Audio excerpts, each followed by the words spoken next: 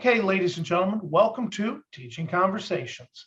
As always, we're going to be talking about an item or an area of the college that you need to know a little bit about. But because I'm not an expert, I always bring an expert with me. So let's meet our expert for today.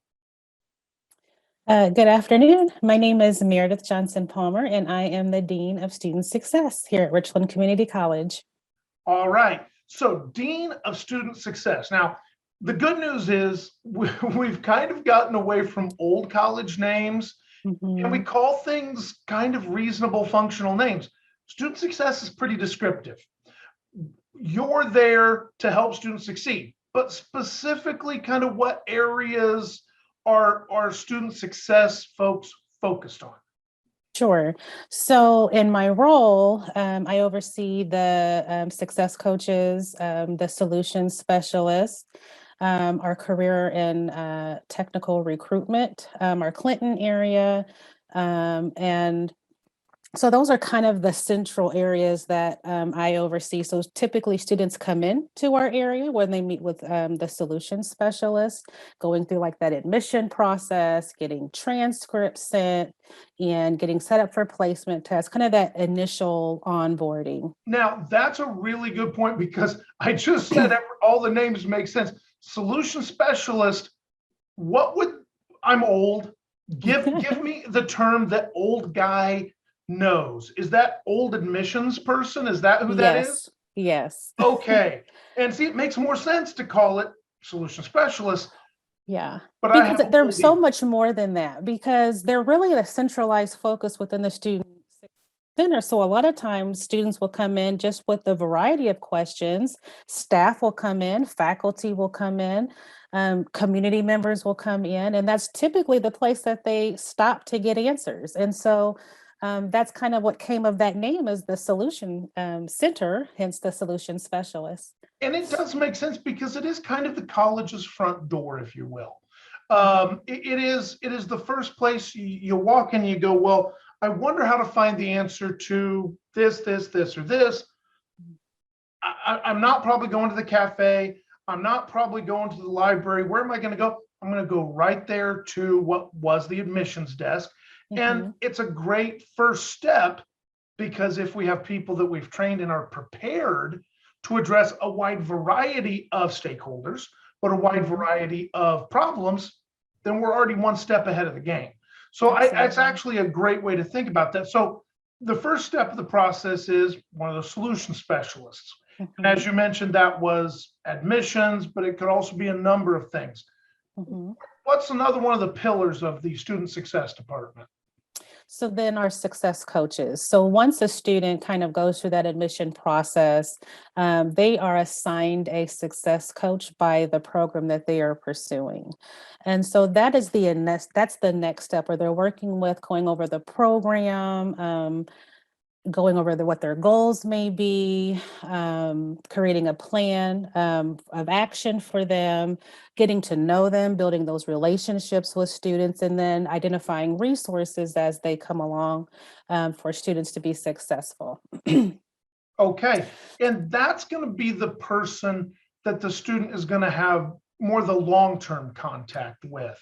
Absolutely. So if I have next semester coming up and I want to know, what should my plan be? Or, hey, this semester did or did not go maybe as well as I thought it might, or maybe, hey, I found something I love and I want to expand on this.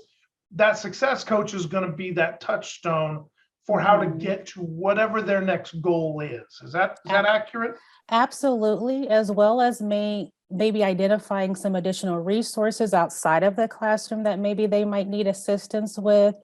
Sometimes we'll see students who might need childcare assistance. So what does that look like? How do I get connected with those resources to help pay for childcare? Or transportation, my car stopped working and I have class tomorrow. How do I get to Richland? What can I do? So it's beyond just identifying the courses and the program and selecting. That stuff does happen, but it's the whole, I guess, the holistic approach. So identifying barriers, creating solutions so they can stay on course with whatever that goal is that they have.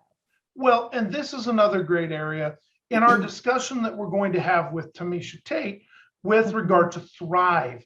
We can raise a number of flags, and those flags are going to be handled by the success coaches. Is that correct? That absolutely. So things like I have a technology need, or as you mentioned, a transportation need, things that are really outside the classroom. And I think that's where I want to go now is you've gotten to school. We now have you in classes. If you're having trouble in class, we have a touchstone for you. But we have the teacher that functions in the classroom. We have the success coaches that are kind of functioning outside the classroom to connect all the pieces. How are some ways that as faculty, we can help bring those two pieces together? What are some things that we can do to help work a little more closely with student success to really help kids be successful? Well, I think, as faculty go through semesters, they might see a pattern of maybe barriers that students might be running against that maybe we're not aware of. So I think communicating what they're seeing, learning who, if there's a particular student, learning who their success coach is and communicating, hey, I'm noticing these kinds of things are going on. I think that ongoing communication really is the best way to kind of be a village, if you will, for the student. Well, and I like that idea. We have Thrive, and we can raise flags on that once or twice a semester, but we could also, of course, raise those flags, and that's what we'll learn about a little bit later. We can raise them anytime, but I like what you mentioned there. You said maybe one of the first questions is, who's the success coach that you're working with? Because a lot of times, as a math teacher, if a student is struggling, one of the very first things that I'm going to ask is, what math did you have before you came to me? Because math is kind of very linear. And what you did in your previous math is going to give me some good indicators of where you might struggle, where you might get some help, or if I know you had a particular teacher and their style did work for you, well, I kind of know maybe that style or those types of things. But that success coach is a great touchstone for me as the teacher to help solve the student's problems in the classroom, not just outside the classroom. Yeah. And I think, in just kind of listening, I don't know if that gets communicated to what assignments the success coaches have. So maybe that's an area of opportunity is to communicate that with faculty, that, I am assigned to this major, that kind of thing. So then you have an idea that chances are this student has this success coach, although I think you can see that in my Richland, perhaps. That's a great question. And that's something that I can absolutely look up. But those types of communication things between faculty and student success are just little things that as we're talking, well, that's easy to do. Or maybe it's already present in my Richland. We need to go look it up or just know to look there.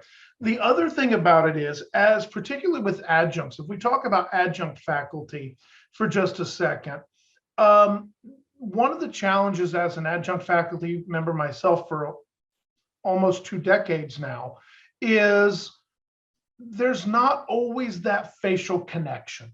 There's not always that place where I see somebody in the hallway. And that's even greater now that we're in a more remote learning environment.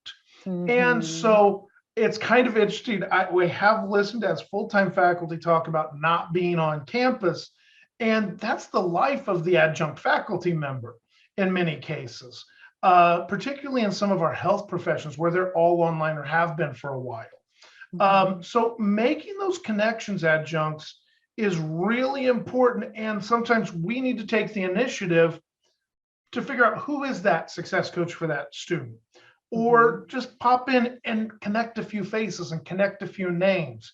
Those are also some really good ideas.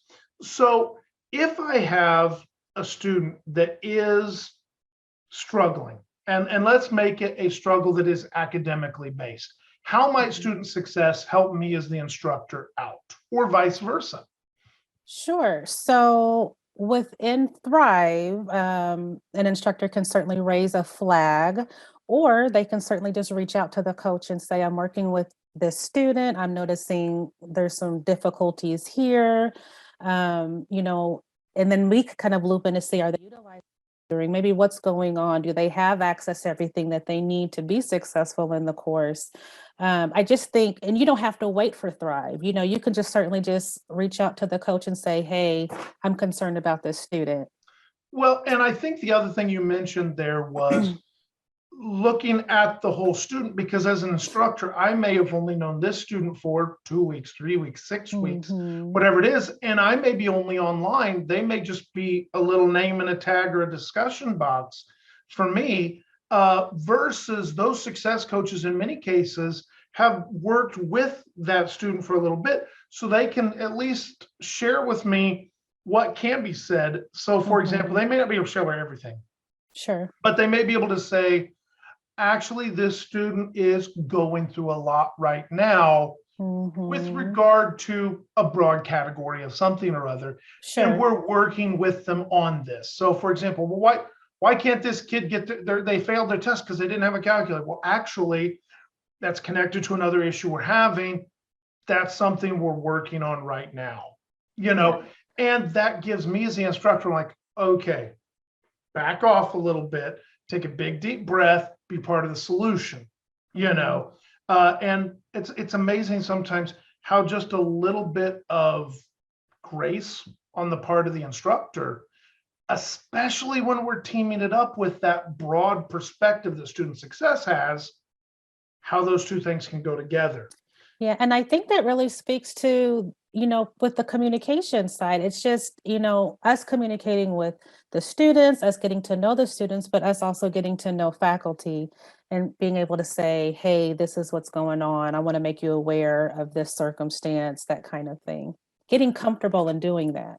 Well, now you also mentioned that you're in charge of a couple outreach areas, you personally, and you mentioned the Clinton Center, but also CTE, trying to bring in CTE. Yes. Explain that part of your role.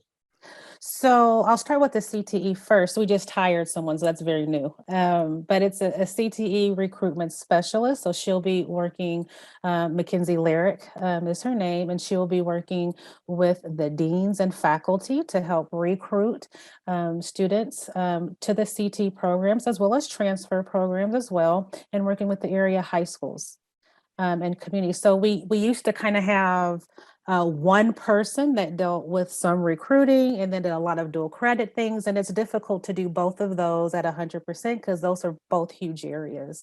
And so we've really kind of separated the two so we can have a person to focus solely on the recruiting and the other person to kind of focus on the dual credit piece. And that ties directly into a lot of courses at Richland, because if we're not stoking the fire from the bottom, then we're not going to be keeping the credit hours high and the numbers moving through as we go. But in particular, so often in our CTE area, it is a lot of adjuncts because we have professionals that are teaching their professional role. And so, whereas we do have some full-timers, it's a lot of adjuncts. So that position in particular, being able to help that person build the programs. If we want to build our class, if we want to make sure that we have some solid numbers, that's another resource that we can be teaming up together with to make sure we have. Additionally, you mentioned high schools. You know, there's so many ways to get to the community college, whether it is, you mentioned dual credit, but you also mentioned transfer students. Transfer students, speak to that just a minute. So, you know, a lot of students take advantage of the dual credit courses, and I'm going to separate dual credit as a transfer courses as opposed to Heartland Tech. I'm going to separate Heartland Tech for a second. So a lot of students will take advantage of the dual credit courses, taking English and psych and getting some of those general education courses done, which really helps them transfer to a four-year institution with already having credits under their belt, which is fantastic. Some students continue on, and we like for them to continue on at Richland to get that associate's degree, but some decide not to and to go straight into the 4-year, but they still have those credits with them, which is great. Well, I mean, there's a reason that Menards puts all of the food items right inside the front door with the cables. There's a reason that Walmart puts all that stuff right there by the checkouts.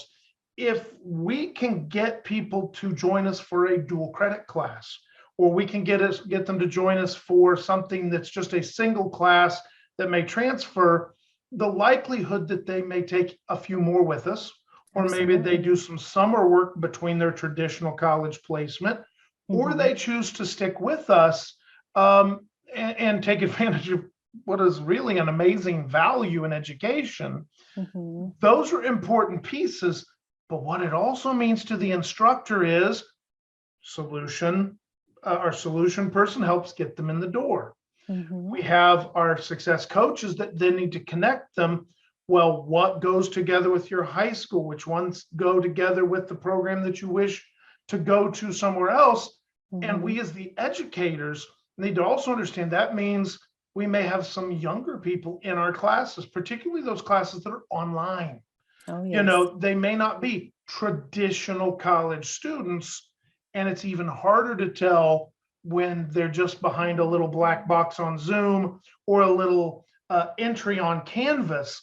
And so we do need to be thinking as instructors, if we're trying to build this and we're trying to serve those students as well, how do I need to adjust my either instruction or instructions, Mhm. because they may not be in the college environment.